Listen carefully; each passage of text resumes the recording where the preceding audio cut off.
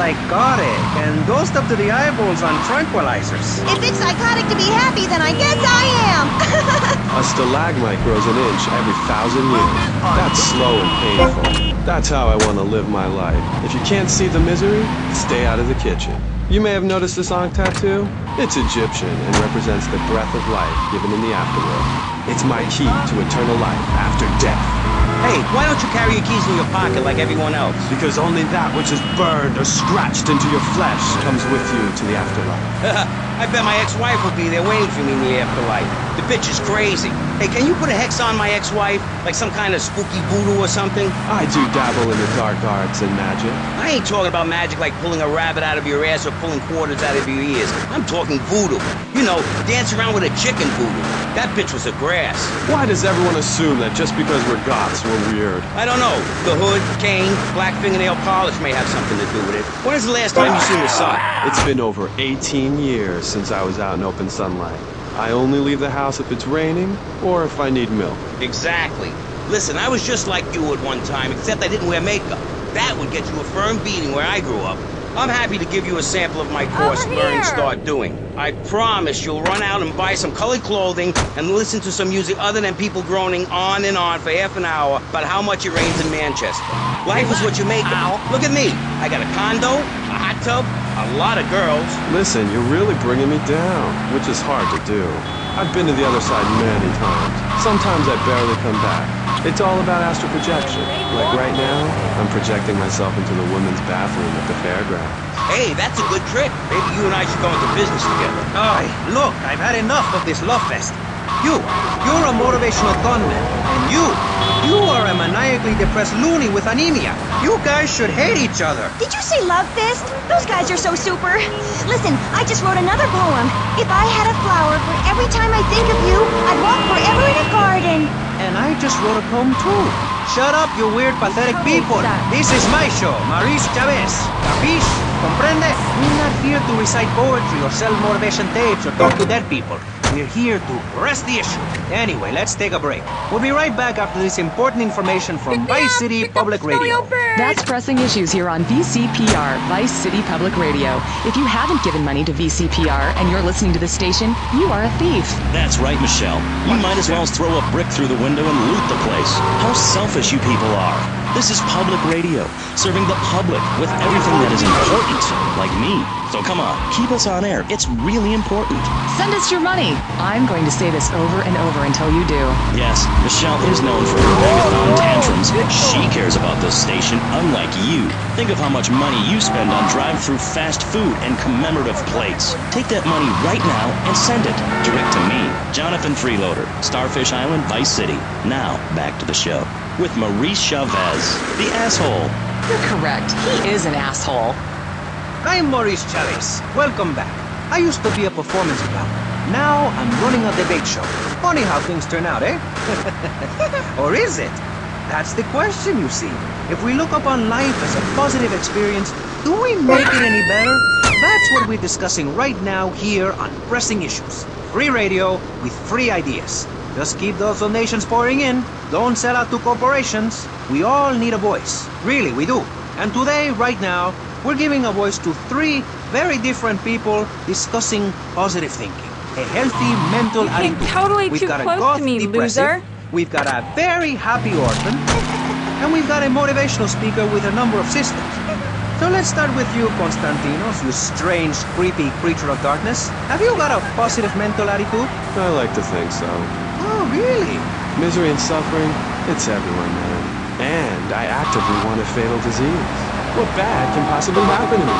You could win the lottery. The lottery, that's for people with hope. I don't enter the lottery. You could. There, you two, help me here. I think he's great. I think he's really sweet. I love your hair. It reminds me of a big shaggy dog with long, greasy, straight hair. You know, Chavez, this weird goth guy, he's got a point. I mean, in many ways, what he's talking about is covered in my 3-step program, Tape 17. Motivate, demonstrate, then motivate again, Part 9. Facing home truths. You see, we all have to face up to a few home truths. I'll never be prom queen. Jenny will never have her parents. You'll never make it in the entertainment business. It's about realistic goals. I can change your life. Just a second, Robot. What isn't covered in your three-step program? What don't you talk about in your Library of Congress-sized statements? Whatever we talk about, greed, goths, depression, changing lives. Who are you? What have you done that's so great? You wear a cheap suit. Your hair is stuck rigid with spray. Your breath stinks of whiskey.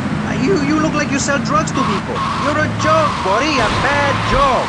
Oh, now this is getting personal. I come on your cheap-ass show, I spare my valuable time, I cancel several important speaking engagements, I talk to thousands of VIPs in order to spread a message of hope. And this is how I get treated. I get insulted by a man with dandruff. I get slandered by a guy who couldn't amuse a birthday party of 9-year-olds. I get attacked by a guy who works on a volunteer radio. This is not volunteer radio. I earn a salary. How much? How much do you earn, Chavez? Big man, tough guy with a microphone and a cheap jacket, and a look that says my highest hope in life is to work in a bookstore? I'm a go-getter. You're a cheapskate. You're a fraud with nothing to tell people, and no way of helping people. Excellent. I'm really loving this. I hope everyone gets killed. Shut up, dork. All the bunnies are stabbing each other. Shut up. I have a condo, I have a hot tub, I vacation in Aruba. Vacation is not a verb, moron. Yes, it is, because I'm a VIP. I'm very important. And I'm a teacher, a wise man, not an opinionated dolt, a naysayer sitting on the side of life criticizing others while all he can do is get a crappy gig down at a moron station. A man who lives with his mother. I'm between apartments. And I'm between mansions, Buster, from helping people. You know how good it feels to be me? Do you have any idea at all how great it feels to wake up and realize you're a rich and talented, important person and in a waterbed with mirrors on the ceiling and more girls than you can imagine. And every time I step outside the door, I can choose which car to drive. If I choose to drive, I have 5 chauffeurs. No, you haven't. Yes, I have. Sweep it under the carpet. That's my motto. If I can't see it, it's not there.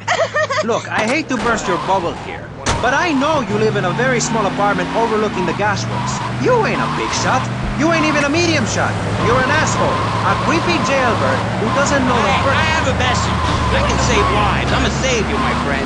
I have a gift for communication. And this is how I get treated. I get insulted, I get paired with a pair of retards, a guy who's afraid of the sun, and a girl dosed up to the eyeballs on antidepressants. Sweetheart, I can get you something much better. These pills are very strong today. Maybe I took too much accidentally. Oh well. This chick is out of her mind. I thought I was going to get to help people on the radio, to demonstrate my program, to help you, Chavez. Those people on the phone said you were a desperate, lonely man on the edge. Leave! Leave right now! Get out of my studio. Go get your own radio show. Go save some other people. Hey, I'm not leaving till I have the opportunity to save people and sell some tapes.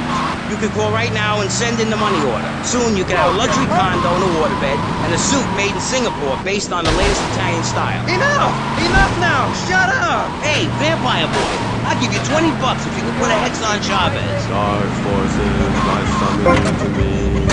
Banish these weaklings and mental inferior ones from my family. Shut up! No, you little snotty-nosed prick. What? Your shoes got lifts, Buster, I can tell. Hey, lift this hairspray! Oh, my nose! Daddy, stop bleeding. This costs a lot of money. I'll sue you into jail, asshole. Stop fighting, please. I hate it when we fight. Can't we have a group hug? Hit me, man. I like it. Oh, my damn nose. Oh, stop crying, baby boy. Who are you gonna tell, huh? Where's your 3-step program now? You think I'm a little wimp now? You wanna be rude about pressing issues now, eh? You think you a tough guy from the gutter now, eh, my friend? You think you can screw with me? With Maurice Chavez? What you thinking, asshole? Oh, I'm sorry. Please don't hit me again. I love your show. I think I understand this positive thinking. And that was pressing issues. I think we covered a lot of ground. We learned all about how to press the issue. And remember, if at first you don't get hurt, hit the guy very hard in the face with a paperweight. It just worked for me. And I feel like $1 million. Let's tell you a little bit more about exactly how public radio is financing quality programs like Pressing Issues come on the air. Don't go away. That was Pressing Issues, and this is Vice City Public Radio. We hope you're enjoying the show as much as you're about to enjoy listening to me and Jonathan Freeloader. Hello, everybody. Hi, Jonathan. How are you? Heartbroken, Michelle. Why, Jonathan? Why? Well, because it seems people just don't care anymore. I mean, where are people's priorities? We have campaigned tirelessly for public radio for literally months now, and the station is still in trouble. But a man with a hygiene problem puts on a pop concert, and suddenly everyone has money to hand over to starving kids they've never even met. I think it's a disgrace. Yes, people are very shallow. Like you? Exactly like me. But radio is much more important than food. I have a good mind not to let them go back into pressing issues this time. You have to give us some money. It's a disaster. That's what it is. What's wrong with you people? Please, we're struggling to pay for our second homes here. And I've only had 3 vacations this year. You poor man. Let's get on with the show. Remember, call now.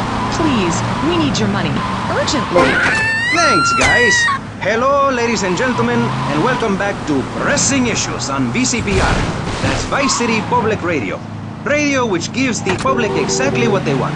High-quality educational programming about serious topics and a consistent reminder that the world is going to hell in a handbasket if you don't give us money. Remember, Vice City Public Radio is commercial-free because it is funded entirely by donations from our listeners and corporate sponsors.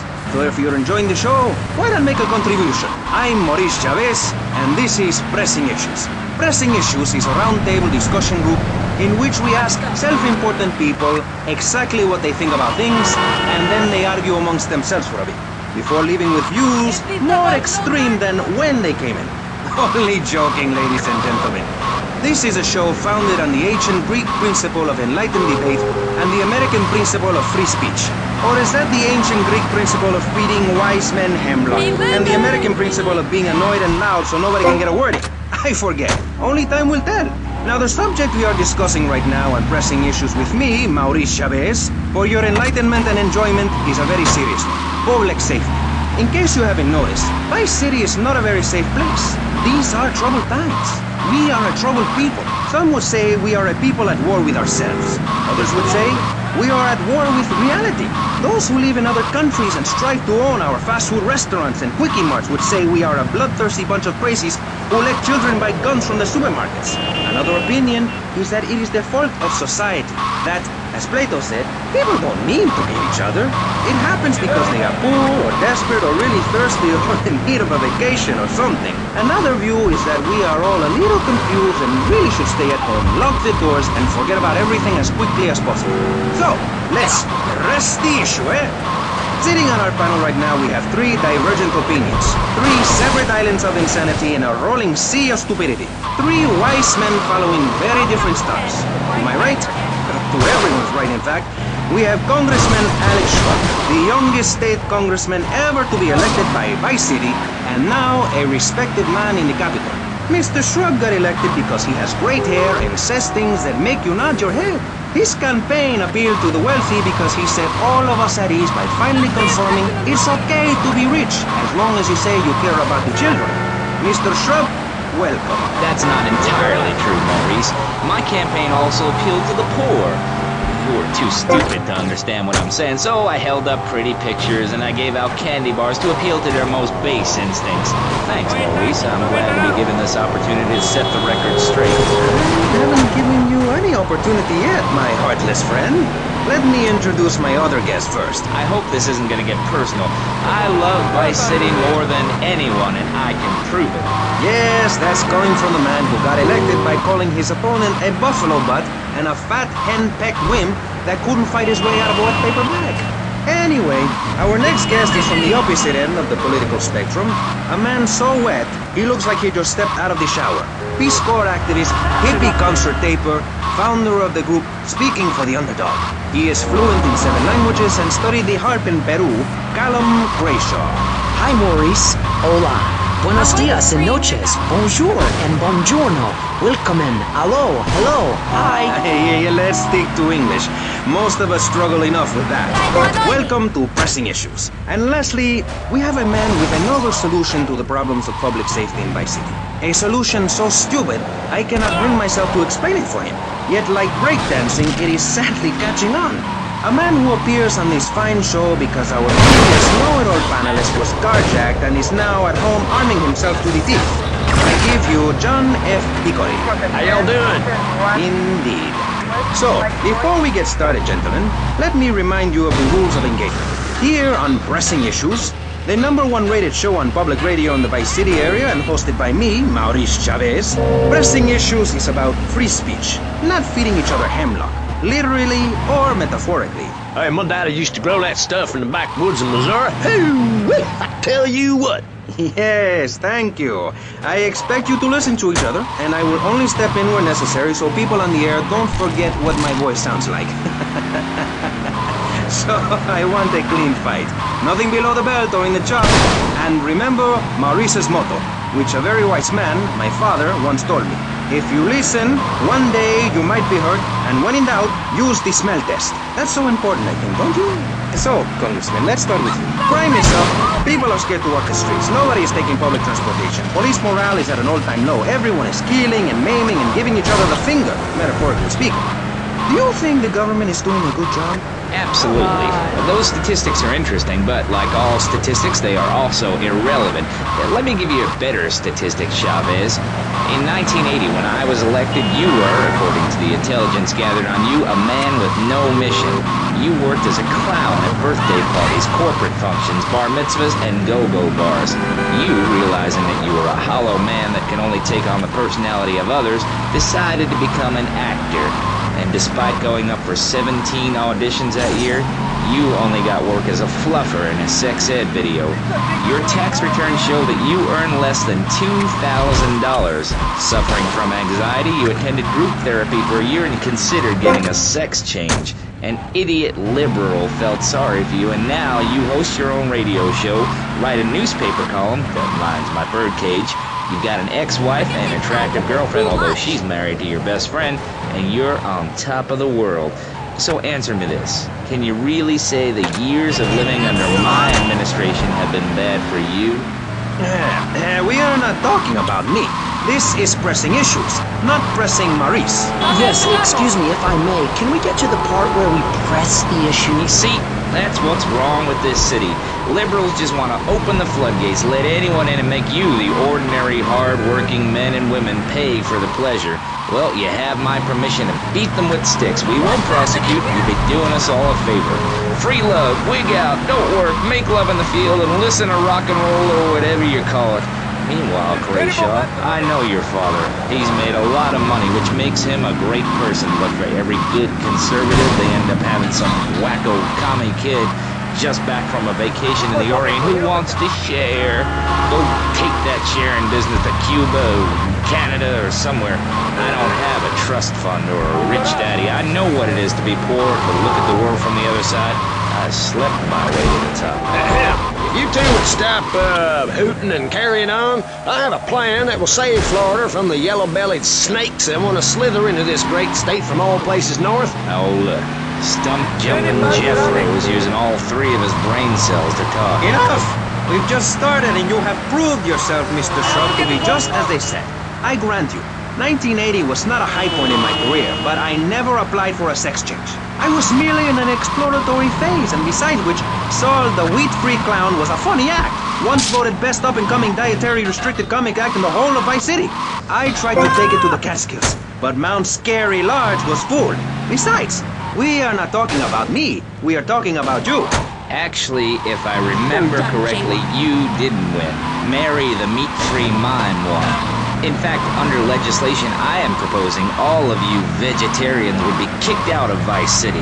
We were given canines and bicuspids for a reason. To open packages of potato chips. Hey, don't get me wrong, I always hated that bitch. What's funny about a woman not eating a hamburger? Or miming saving a chicken from the slaughtherer's hands? Or her big act, I am a milk cow, a lactating machine for your breakfast cereal. How do you think the little kitty enjoyed that on his birthday? Not very much. There were tears, not laughter. I can assure you, vegetarian performance art must be stopped. Jumping Jehoshaphat on a pogo stick. You city slickers got more issues than a newsstand. Can we talk about public safety here? I ain't got all day. What? Is there a corn on the cob eating contest you have to get to? Get some chitlins and grits in the oven? You got a date with your sister, eh? Hey, be nice, man. I just wanted to talk a little politics, and you made it all personal. Right. Let's all stop bickering, especially you, Shrub. I've got my eye on you. Public confidence is at an all-time low. Nobody feels safe anymore. Just the other night, I saw a man running amok with a gun, shouting he needed to defend himself. Gun sales are up, book sales are down. What do you think, John F. Hickory? Please, press the issue. All right, that's better. Sticking to the matter at hand. Well, it's quite simple, mister. Immigration is to blame. People are flooding into our state from all over America. Trash. It's quite simple. They're bringing their highfalutin, uppity, out-of-state ways and corrupting the place. Ruining it. That's why I and my organization propose we take Florida out of the Union. We start anew as our own country and ban people from Missouri or Kentucky or Philadelphia or any of them fancy places from setting foot on our soil. You think what? Have you been snorting blocks? Have you read the Constitution? Yeah, I sure have. It talks about freedom. Freedom for Florida from the stench of people moving here to retire or go on vacation. Build your own damn theme park in your own damn state. Florida theme parks is for Florida people only. That's what I say. I mean, I don't go to Alabama to visit a theme park, so why do they come here? Mr. Hickory, your views are a little extreme. Plus, I don't believe there are theme parks in Alabama. Then they should stop coming down my way and build redneck land or whatever. Damn redneck hicks ain't got no class. My views ain't extreme, mister. They're common sense. And what a lot of people would say if they have the guts. If you keep letting people immigrate here from all over the so-called United States, guess what? There's no more room. We'll be piled on top of each other like they are in Australia. What we're gonna do soon is build a river of freedom, a river of hope, a river which runs from the coast to coast and cuts us off from the 47 states of wastrels and bad influencers to the north. We are going to cut Florida off from the mainland of our oppressors and float out to sea. Then, the nation of Florida will be free to start over. There'll be no long-ass lines at the log flume or the pirate shipwright when I take over. You and the kids will be able to ride the rides all day. We will have a roller coaster for each and every Florida family. You know, you're bordering on treason. What you are saying is a very naughty thing, and only because here on pressing issues do we believe so wholeheartedly in free speech are we allowing it. It's the truth, my friend, the damn truth. And before you start, I am not a racist. I hate everybody irrelevant of other issues. But I especially hate Yankees, by which I mean anyone from Georgia or further north. Build your own theme parks, buy your own sun, grow your own damn mosquito-infested swamp, pal. We're gonna build ourselves a river. FBI, CIA, I don't give a damn. They can't stop us. You shrub, you yellow-bellied, tie-wearing, bribe-taking hypocrite. What have you done for Vice City up there in Washington? I've ensured important tax breaks for gun retailers, real estate developers, and I've cut the cost of policing, saving the city 2% or 25 cents per household over a 6-year period. At the expense of society. Think of the little people. Poor people have no voice in this city. Every time I find a park to meditate in, someone brings in a bulldozer and builds condos. The madness must stop. So you suggest we just stop making babies? People need a place to park their boat and trailer and to put their swimming pool. You're beginning to sound red, and by that I mean you prefer a hammer and sickle over a hamburger. I'm not little. I'm 5'5". It's time for corporations and all of capitalism to step aside for naturalism. You're not saving this planet. You're spending it. Your credit is no good here. We can't afford to loan you any more of our nature. Those are our trees. I only wish I could be around a little longer to enjoy it. I feel so old. Someone must take my legacy. I must train a little me. How old are you? I'm 23, but I feel much older and wiser. I know everything. I've seen a lot of the world. What does the rest of the world have to tell us about how to do things? Build more trains? Have people elect their leader rather than an elite electoral college? Ride a bike to work like a Girl Scout? Or a clown with dietary concerns? No thanks, Vladimir. I'll agree with that. People from other countries are good for nothing. That's why we have to keep teaching them a lesson. I tell you what makes a real man. A truck to pull stuff and a couch to think on. I'll tell you. Speaking as a sensualist, and by that I mean a very narrow-minded, id-centered man of peace and travel. I recently went to Europe. I think everyone should see it for a week. You really see what's wrong with this country when you visit a European utopia. Things like a journey, public transportation, healthcare, leather shorts, mustaches. When I went to Belize, I helped some villagers clear some land for an environmentally friendly coal mine. We've all got to make some sacrifices if we're going to get anywhere. My dad gave me the money to set up an exciting trust there. But how does that help the people in Vice City from worrying about whether they're gonna get robbed? What drives a man to just take? What we need are more after-school sports like choir or drama so people can learn to express themselves properly by singing or pretending to be a tree. Have you ever heard a whale sing? It's a lonely form of beauty and some very ancient wisdom, helping people to help themselves with drama and choir and flowers and my dad's money. Listen, trust fund Tommy, your ideas are pathetic. It's no wonder that mankind has woken up one day to find me in charge, amigo. Mr. Shrub, you got elected on a campaign promising to reduce taxes to zero.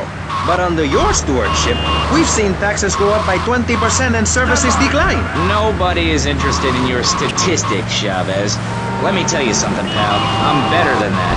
I will not, I shall not, I cannot stoop to your level. They assured me this was a show that understood politics, where we could debate things mano a mano. And I find myself having statistics hurled at me like so much stale confetti.